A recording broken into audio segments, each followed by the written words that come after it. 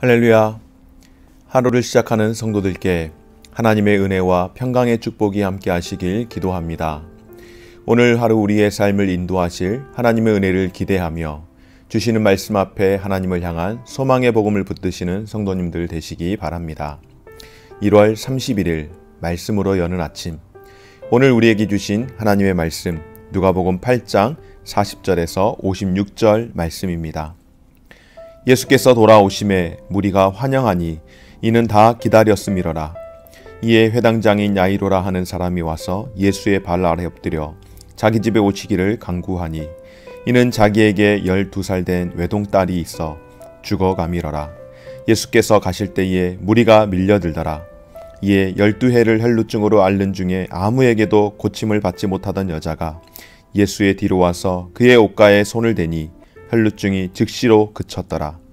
예수께서 이르시되 내게 손을 댄 자가 누구냐 하시니 다 아니라 할 때에 베드로가 이르되 주여 무리가 밀려들어 미나이다.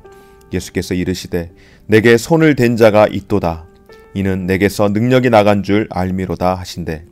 여자가 스스로 숨기지 못할 줄을 알고 떨며 나와 엎드려 그 손댄 이유와 곧 나은 것을 모든 사람 앞에서 말하니 예수께서 이르시되 딸아 내 믿음이 너를 구원하였으니 평안히 가라 하시더라.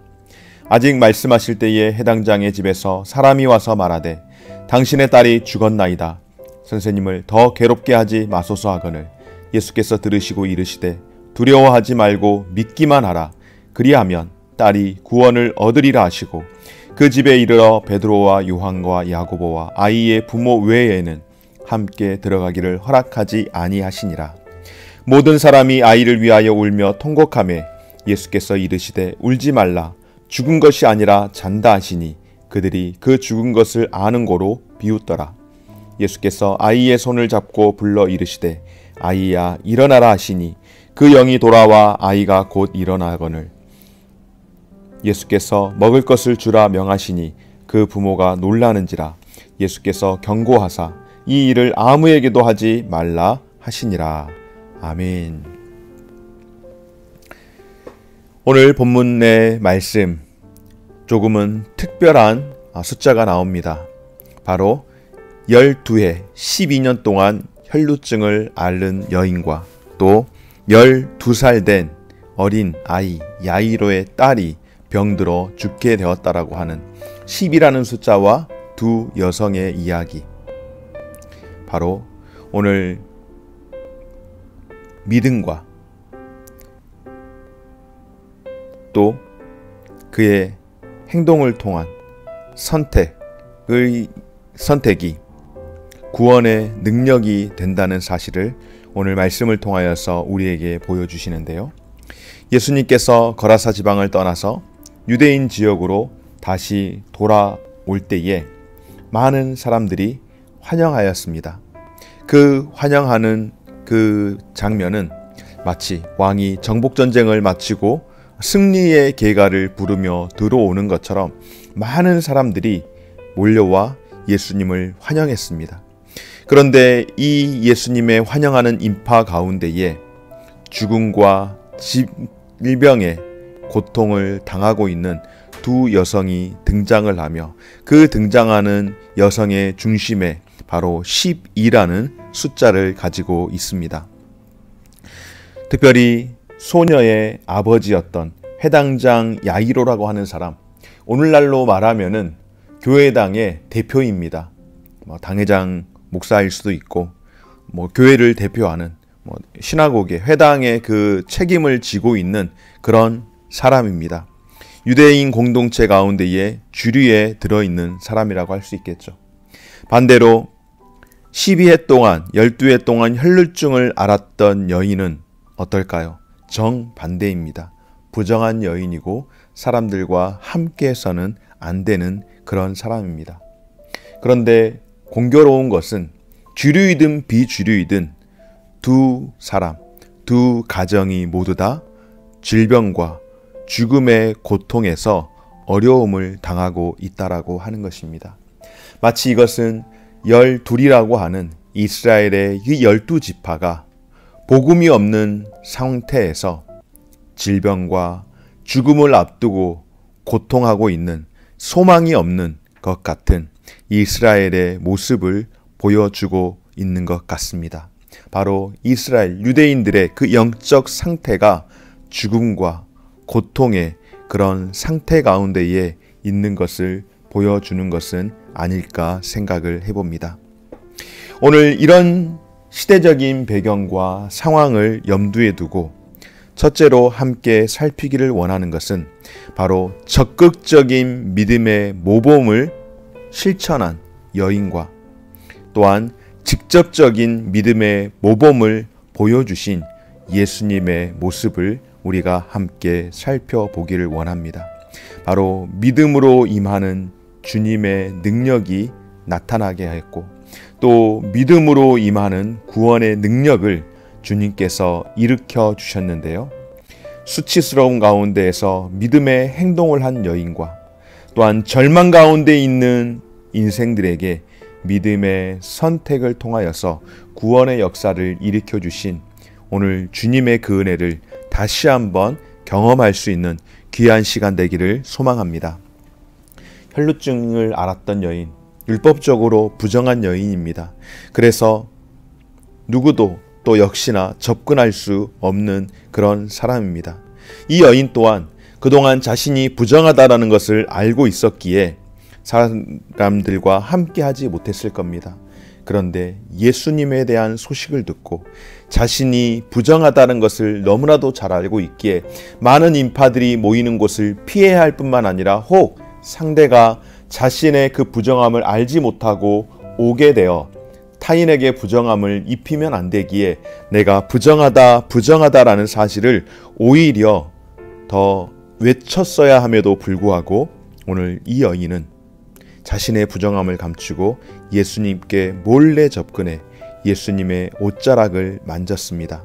여러분, 많은 인파가 모이는 가운데에 사람의 옷깃이 닿는지 안 닿는지, 여러분 이번 주부터 이제 설 명절이라고 이 귀경, 귀성을 이제 하게 될 터인데 많은 인파가 모이는 곳에서 터치가 일어나는 것은 너무나도 자연스러운 일입니다.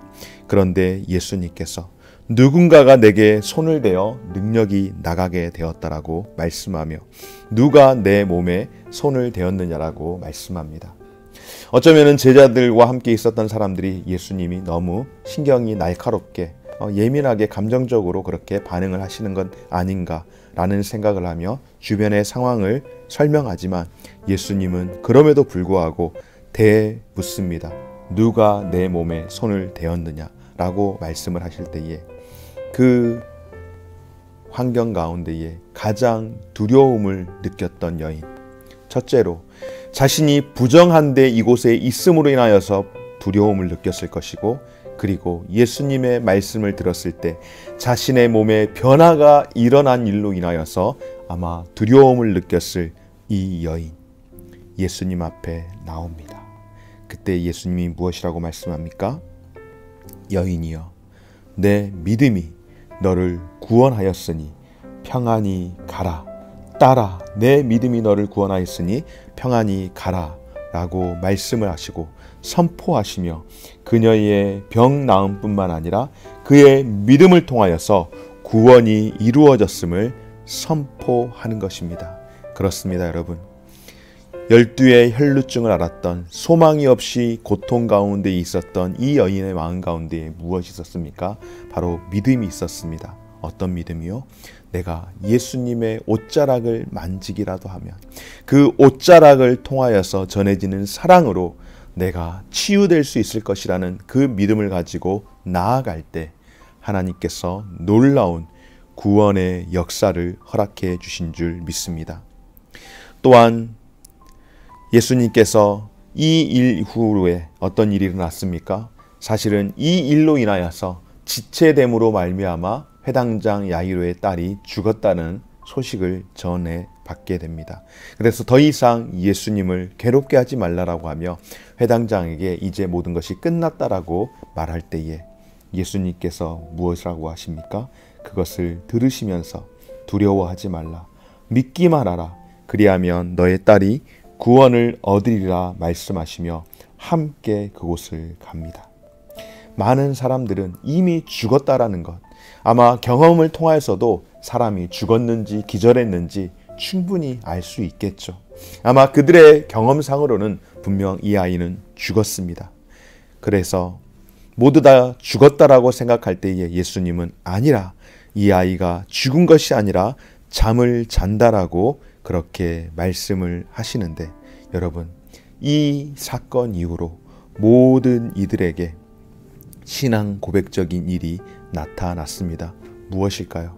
우리 인간은 죽을 수밖에 없는 인생이지만은, 그래서 죽게 되지만은, 그러나 다시 살아난다라고 하는 믿음을 이 야이로의 딸을 통하여서 우리에게 보게 하시고 고백하신 줄 믿습니다.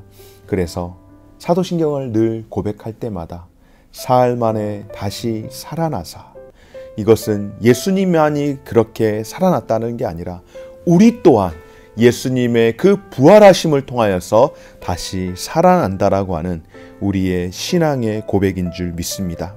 사랑하는 여러분, 사람들이 비웃을 때에, 그러나 믿음은 반드시 승리하실 것이기에 예수님께서는 야이로의 딸이 그 부활의 영광을 맛보게 될 것이라고 말씀을 하며, 또한 직접적으로 믿음의 모범을 보여주심으로 그 딸이 살아나게 되어지고 구원을 경험하도록 믿음의 모범을 보이심으로써 구원의 능력을 경험하게 하신 줄 믿습니다.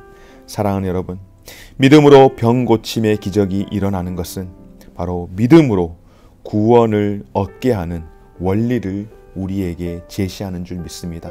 단순히 병만 고쳐진 것이 아니라 어떻다고요? 내 믿음이 너를 구원하였느니라. 아멘. 우리는 예수 그리스도를 믿음으로 말미암아서 바로 하나님 나라와 영생을 소유하는 그런 구원의 기적을 체험한 자들인 줄 믿습니다.